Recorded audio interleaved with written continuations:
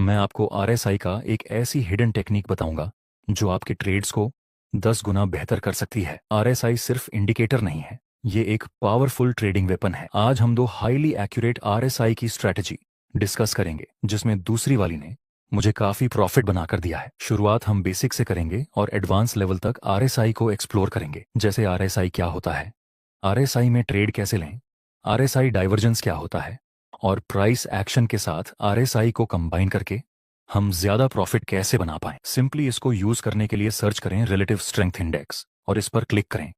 फिर आरएसआई आपके ग्राफ में प्लॉट हो जाएगा। इसमें मेन 3 इंपॉर्टेंट लेवल्स होते हैं, 30, 50 और 70। जब प्राइस 30 के नीचे होता है तो इसका मतलब है स्टॉक अभी सस्ता है या ओवरसोल्ड है, और जब प्राइस 70 के ऊपर होता है तो इसका मतलब है स्टॉक अभी महंगा है या ओवरबॉट है। आइए पहले स्टैंडर्ड स्ट्रैटेजी के बारे में डिस्कस करते हैं। इस स्ट्रैटेजी में लोग क्या करते हैं कि जब आरएसआई 30 के नीचे होता है तब वे सस्ता स्टॉक समझ के खरीद लेते हैं, और जब प्राइस 70 के ऊपर हो तब स्टॉक महंगा समझ के बेच देते हैं। जैसे यहाँ आरएसआई 30 के नीचे था तो ये एक बाई करने का सिग्नल हुआ और प्राइस ने ऊपर की तरफ मूवमेंट दिया भी, और यहाँ आरएसआई 70 के ऊपर था तो ये सेल करने का सिग्नल हुआ और प्राइस ने नीचे की तरफ मूवमेंट दिया भी।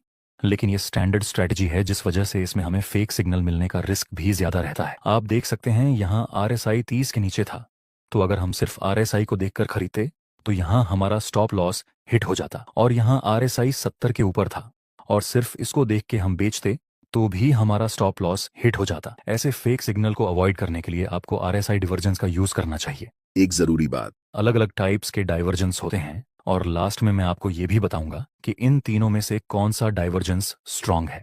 ए, जब price lower low and lower high के स्ट्रक्चर में नीचे आता है लेकिन RSI higher high and higher low के स्ट्रक्चर में ऊपर की तरफ मूव करता है तो इसको हम आरएसआई बुलिश डिवर्जेंस बोलते हैं। उसी तरह जब price higher high and higher low की फॉर्मेशन में ऊपर की तरफ मूव करती है लेकिन RSI lower low and lower high की फॉर्मेशन बनाता है तो ऐसे डाइवर्जेंस को हम बेरिश डाइवर्जेंस बोलते हैं। बी, दूसरा डाइवर्जेंस है जब मार्केट नीचे आ रहा होता है और नया लो नहीं बना पाता पर डबल बॉटम बनाता है और नीचे आरएसआई भी higher high and higher low की फॉर्मेशन बनाने लगता है। ये एक बुलिश डाइवर्जेंस है, लेकिन स्ट्रॉन्ग बुलिश डाइवर्जेंस है। ये स्ट्रॉन्ग बुलिश डाइवर्जेंस क्यों है, इसका लॉजिक मैं आगे बताऊंगा। जब market higher high and higher low के स्ट्रक्चर में ऊपर की तरफ मूव करता है और नया हाई नहीं बना पाता पर डबल टॉप बनता है और नीचे RSI lower low and lower high के स्ट्रक्चर में नीचे गिरने लगता है तो ऐसे डाइवर्जेंस को हम स्ट्रॉन्ग बेरिश डाइवर्जेंस बोलते हैं। सी, तीसरा डाइवर्जेंस है कि जब प्राइस नीचे आती है लेकिन आरएसआई डबल बॉटम बनाता है या फिर आरएसआई फ्लैट हो जाता है। ये भी एक बुलिश डाइवर्जेंस है, लेकिन ऐसे डाइवर्जेंस हमारे कोई काम का नहीं। ऐसे ही प्राइस अप ट्रेंड में मूवमेंट करती है पर आरएसआई फ्लैट हो जाता है या डबल टॉप बनाता है। ये भी एक बेरिश डाइवर्जेंस है, लेकिन इसको भी हमें इग्नोर कर देना है। सी, डाइवर्जेंस को हमें इग्नोर करना है। बी, डाइवर्जेंस स्ट्रांग है क्योंकि यहां देखिए मार्केट नीचे नया लो नहीं बना पा रहा। अगर यहां सेलर्स सेल करने में ज्यादा इंटरेस्टेड होते तो हमें नया लो दिखने को मिलता, लेकिन ऐसा नहीं हुआ, जिस वजह से हम बोल सकते हैं कि यहां सेलर्स कमजोर हो रहे हैं और नीचे आरएसआई भी बुलिश डाइवर्जेंस शो कर रहा है।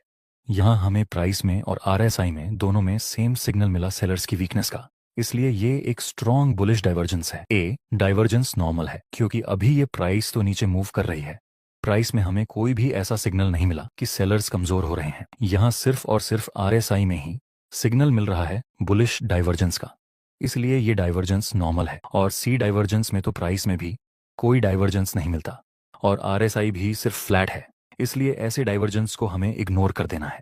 अगर आप बिगिनर्स हैं तो शुरुआत में ये सब डाइवर्जेंस ड्रॉ करने में आपको बहुत ज्यादा तकलीफ आ सकती है, लेकिन इसका सोल्यूशन है मेरे पास। आप सिर्फ एक क्लिक करके सारे डाइवर्जेंस को ऑटोमेटिक प्लॉट कर सकते हैं, जिसके बारे में मैं आगे बताऊंगा। आइए अब समझते हैं इस डाइवर्जेंस स्ट्रेटजी का यूज करके हम ट्रेड कैसे करें और कैसे प्रॉफिट बना पाएं। स्टॉक मार्केट में एक बहुत पुरानी कहावत है कि भाव ही भगवान है। कोई भी इंडिकेटर हो उसको हमें सिर्फ एक्स्ट्रा कॉन्फर्मेशन के लिए यूज करना है, सिर्फ इंडिकेटर के बेस पर हमें कोई ट्रेड नहीं लेना है। आप देख सकते हैं मार्केट अभी lower low and lower high के स्ट्रक्चर में नीचे आ रहा है। नेक्स्ट प्राइस नया लो नहीं बना पाता और डबल बॉटम की फॉर्मेशन बनाता है, जो कि एक बुलिश पैटर्न है। अगर हम आरएसआई को देखें तो उसने भी हमें बुलिश डाइवर्जेंस शो हो रहा है। अभी इस लेवल ने यहाँ रेजिस्टेंस का काम किया था वहीं आगे जाके सपोर्ट का काम करेगा। ब्रेकआउट देने के बाद प्राइस रिटेस्ट के लिए आता है।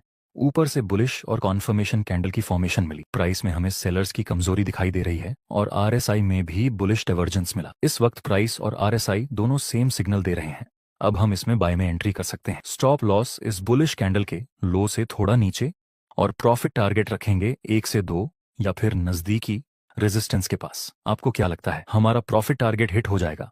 फाइनली हमारा टारगेट हिट हो चुका है। अब कुछ लोग कहेंगे कि ये ट्रेड तो हम सिर्फ चार्ट पैटर्न का यूज करके भी ले सकते थे। ये डबल बॉटम, ये इसकी नेकलाइन का ब्रेकआउट और प्राइस रिटेस्ट करके ऊपर चला गया। ये तो बहुत ही सिंपल था, तो फिर इसमें आरएसआई को यूज करने की क्या जरूरत है? माय डियर फ्रेंड्स, कभी कभी चार्ट पैटर्न्स में भी फेक ब्रेकआउट मिलने के चांसेस रहते हैं, जिसको अवॉइड करने के लिए हम आरएसआई का यूज करते हैं। जैसे आप यहाँ पे देख सकते हैं, अभी प्राइस डाउन ट्रेंड में मूव कर रही है और नीचे डबल बॉटम की फॉर्मेशन मिली। ऊपर से हमें इस नेकलाइन का ब्रेकआउट मिला, तो अगर हम यहाँ बाय में एंट्री करते तो हमारा स्टॉप लॉस हिट हो जाता। पर इसके बजाय हमने आरएसआई का भी यूज किया होता तो हमें साफ दिखता कि अभी आरएसआई न ही ओवरसोल्ड है और न ही कोई बुलिश डिवर्जेंस दे रहा है। ट्रेड लेने से पहले हमने आरएसआई का यूज किया होता तो अभी हमारा जो स्टॉप लॉस हिट हुआ वो नहीं होता। अब आप समझ गए होंगे कि क्यों हमें आरएसआई का यूज करना चाहिए। यहाँ आप देख सकते हैं market lower low and lower high के स्ट्रक्चर में नीचे आ रहा है, जिसमें पास ये एक इंपॉर्टेंट रेजिस्टेंस लेवल है और ये लेवल भी हमारे काम का है, जो अभी अभी नीचे ब्रेक हो चुका है। आइए देखते हैं आगे क्या होता है। नेक्स्ट टाइम प्राइस ने इस मेन रेजिस्टेंस लेवल को अप्रोच किया और शूटिंग स्टार और कॉन्फर्मेशन कैंडल की फॉर्मेशन मिली, वो भी मेन रेजिस्टेंस लेवल के पास। प्राइस एक्शन के अनुसार ये एक सेल करने का सिग्नल है, लेकिन हमें एक और कॉन्फर्मेशन चाहिए। क्या आरएसआई में कोई बियरिश डिवर्जेंस या ओवरबॉट जैसा कोई सिग्नल मिला? इस बार हमें आरएसआई में भी एक बियरिश डिवर्जेंस का सिग्नल मिला। अब हम सेल में एंट्री कर सकते हैं।